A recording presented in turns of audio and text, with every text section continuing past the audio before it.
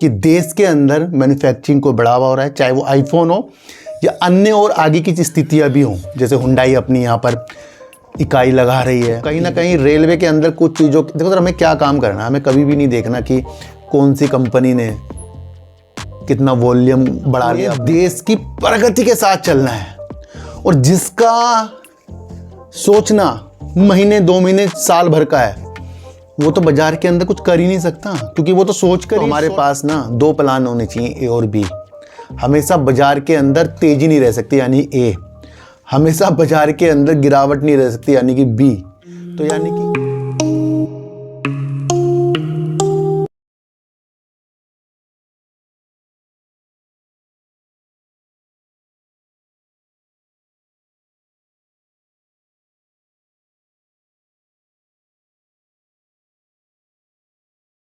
नमस्कार, मैं स्वागत करता हूं आपका अपने ही चैनल पर जिसका नाम है सार्थक बाजार से। आज बात करेंगे कि 40 गीगावाट की अक्षय ऊर्जा अधर पर लटकी पड़ी है।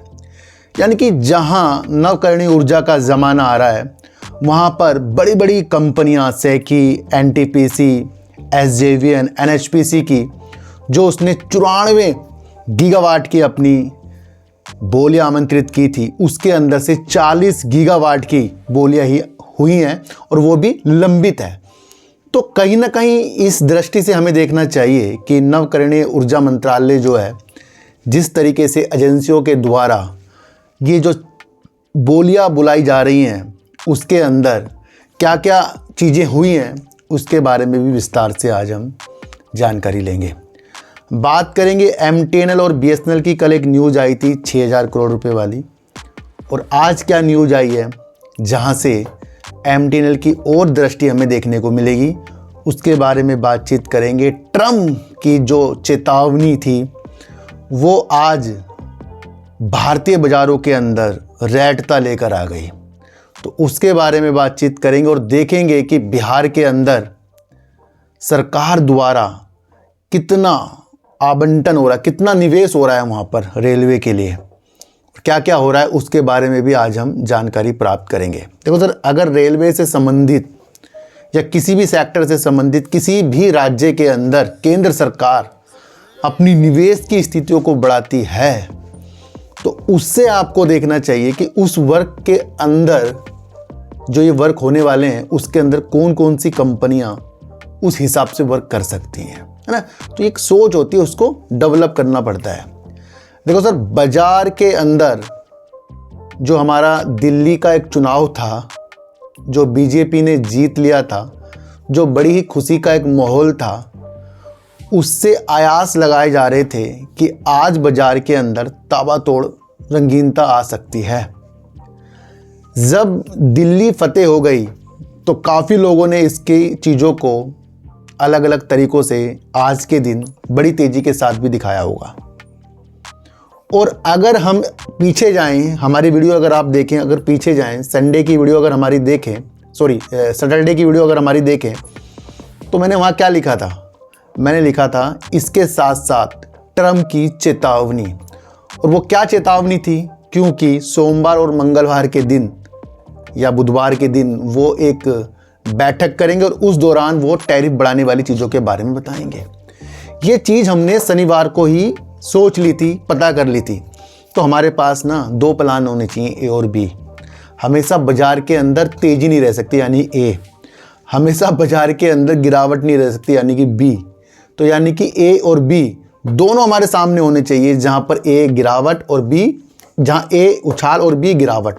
तो ये दोनों ए बी जो हैं हमेशा आपको याद रखनी चाहिए, क्योंकि जब हम कुछ चीज़ों को अच्छा समझकर आगे बढ़ते हैं तो वहाँ पर बी हो जाता है। तो बी को अपने दिमाग में हमेशा बांध के रखना, और वो ट्रम्प ने हमें सैटरडे के दिन ही बता दिया था, और ये न्यूज़ मैंने आपके लिए प्रस्तुत की थी, चेक कर लो एक बार जाके, है ना। तो हमेशा वो व्यक्ति बाजार के अंदर धैर्यतावान बना रहेगा जिसके पास बी नंबर भी होगा, क्योंकि उसे पता है कि अगर तेज़ी है तो भैया गिरावट भी, अगर गिरावट है तो भैया तेज़ी भी है। वो सोच कर चलेगा कि भैया जो सब सोच रहे हैं उससे परे मैं क्या सोच सकता हूं। तो वो चीज़ें आपके हमेशा माइंड में आने चाहिए। ट्रम्प ने एल्युमिनियम और इस्पात के अंदर आयात पर 25% टैरिफ लगाने वाली धमकियों के नतीजे से आज आपको बाजार के अंदर बड़ी गिरावटें देखने को मिली और भारतीय बाजार के अंदर धातु वाली कंपनी, खासकर इस्पात वाली कंपनियों के शेयरों के अंदर ताबड़तोड़ गिरावट देखने को मिली। तो ये वही चीज़ है, वही रणनीति है जहां हमारे देश के प्रधानमंत्री जी वहां की यात्रा में होंगे और उससे पहले टैरिफ वाली चीज़ें, और उन्होंने क्या कहा था, भैया जो उनके साझेदार व्यापार है, जो जिसके साथ वैसा वो शुल्क लेते हैं उससे हिसाब से वो अपना शुल्क लगाएंगे और सब तैयार रहे इसके बारे में। ये मैंने विस्तृत तौर पर आपको बता दिया था।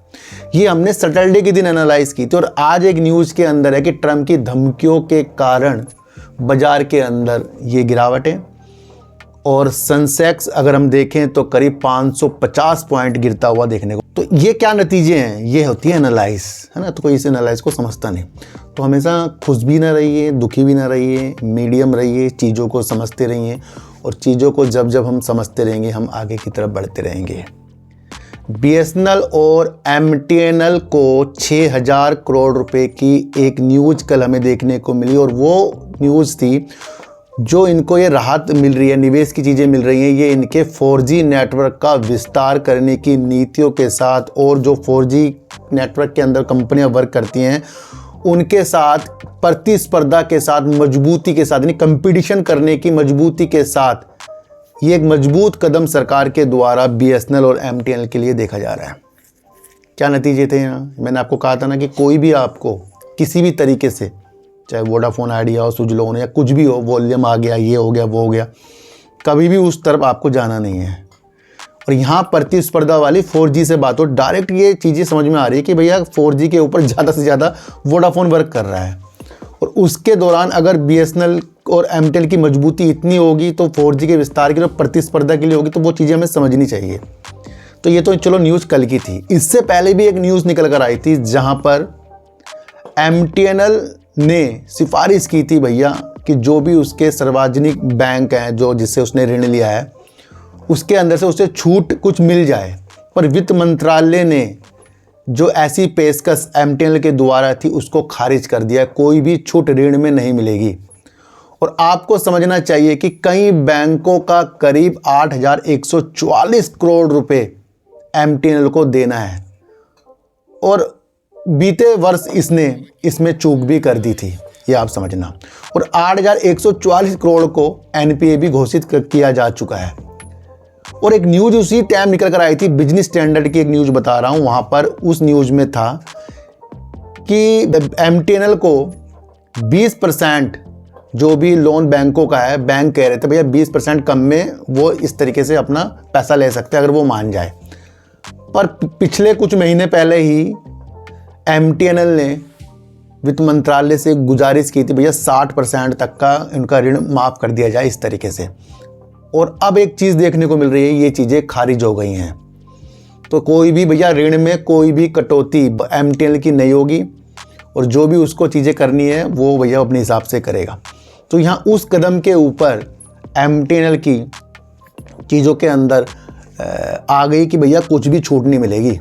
तो अब आपको देखना है कि इस कदम से MTNL अब किस तरीके से वो चीज़ें कर सकता है। तो हमारी न्यूज़ का माध्यम है उस चीज़ को समझना। बीते दिनों एक न्यूज़ निकल कर और आई थी, और वो थी कि 16,000 करोड़ रुपए की संपत्ति का मुद्रीकरण करने की मंजूरी सरकार द्वारा MTNL को मिल गई है। और इन चीज़ों के साथ वो अपने अलग अलग तरीक़ों से अपने पैसों को अपने काम के हिसाब से भी लगा सकता है, कर्जों को कम भी कर सकता है। तो यहाँ पर एक इम्पोर्टेंट न्यूज़ है कि अब वो जो ऋण की छूट के लिए बात कर रहा था, वित्त मंत्रालय ने उसके अंदर मना कर दिया भैया, खारिज कर दिया है। इन चीज़ों को आपको समझ कर चलना पड़ेगा। दूसरा, अगर हम एक बात करें कि बिहार के अंदर रेलवे के विकास के लिए करीब 94,566 करोड़ रुपए निवेश किया जा रहा है।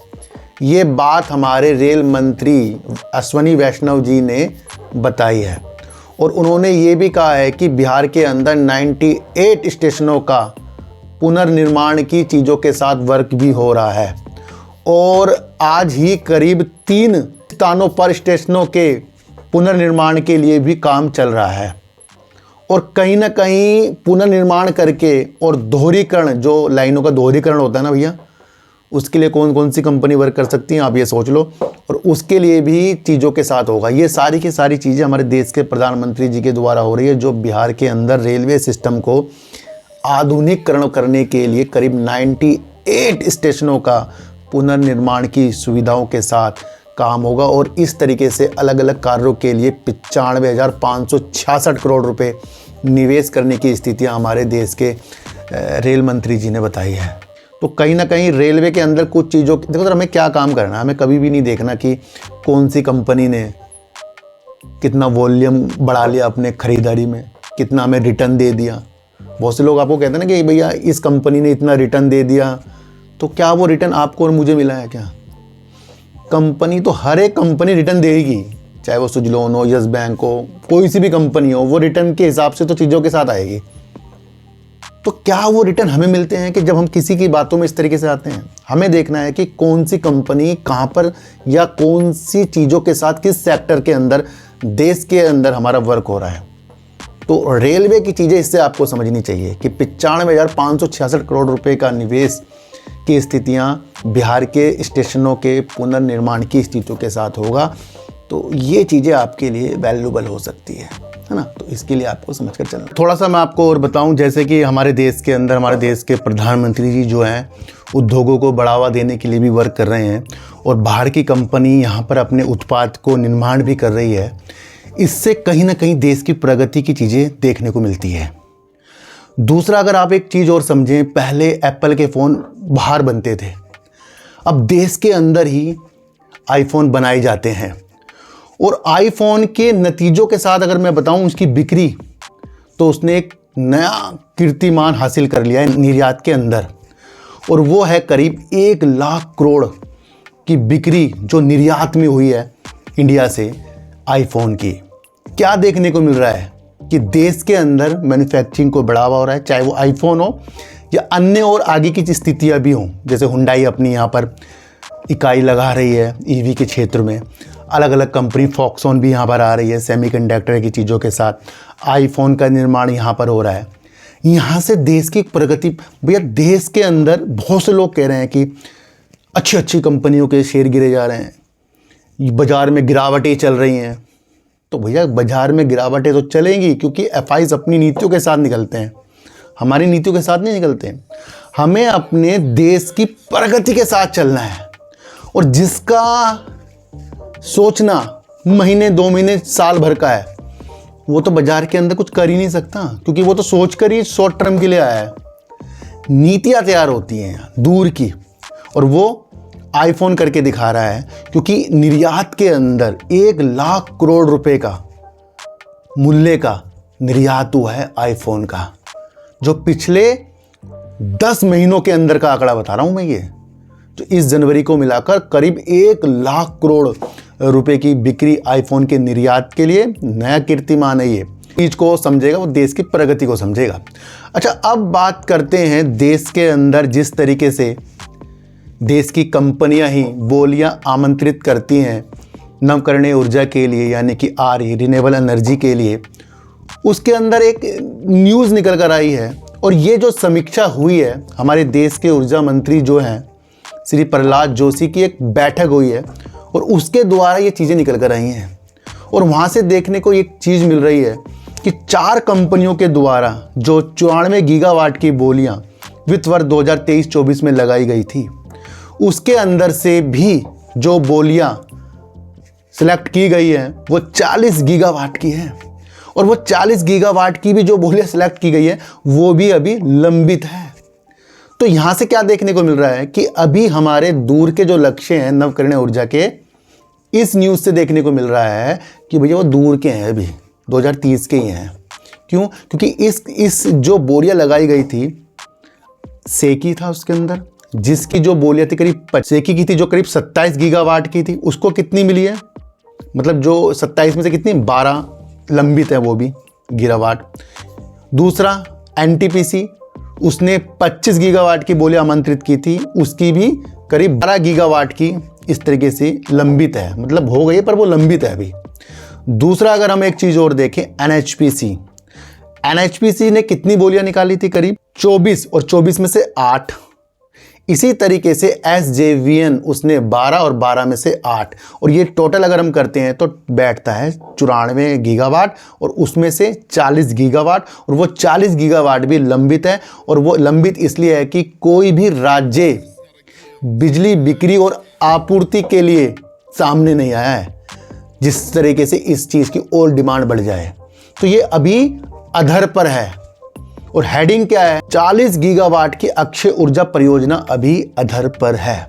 अब इन कंपनियों के लिए तो विशेषताओं के लिए निगेटिव न्यूज ही है, पर इससे अगर हम और चीज़ों को भी देखें तो हमारे लक्ष्य भी दूर के हैं, क्योंकि राज्य इसके अंदर आगे नहीं बढ़े भैया। कोई भी राज्य बिजली बिक्री या फिर आपूर्ति के लिए सामने नहीं आया है।